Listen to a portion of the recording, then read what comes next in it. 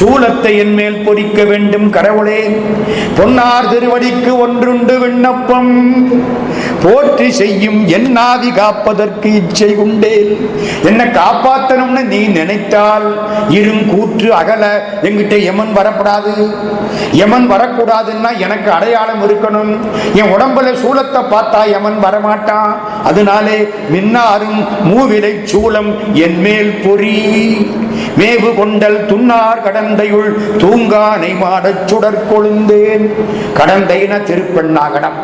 திருப்பெண்ணாகடத்து பெருமானை எனக்கு சூழ அடையாளம் போடு. எனக்கு திருவடி நீற்ற பூசு. ரிஷப அடையாளம் போடு.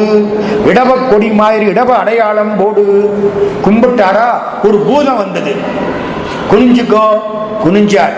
தோளுல மூவிலை சூலம் ரிஷபம் அடையாளம் போட்டுவிட்டார். வேற எந்த அடியாருக்கும் இது கிடையாது. அடையாளத்தோட திரு அறத்துறை திருமுதுகுன்றம் எல்லாம் போய் கும்பிட்டார். வரிசைக்கு கும்பிட்டார். கடைசியிலே சிதம்பரத்துக்கு வந்துட்டார். சிதம்பரத்துக்கு வருகிறார். இவரை கண்டு கிளிகள் அரகர என்று கூவுகின்றன. அவரை பார்த்த உடனே ஹர ஹர ஹர ஹர. சிதம்பரத்தில் எந்த வாசல் வழியா வந்தார்?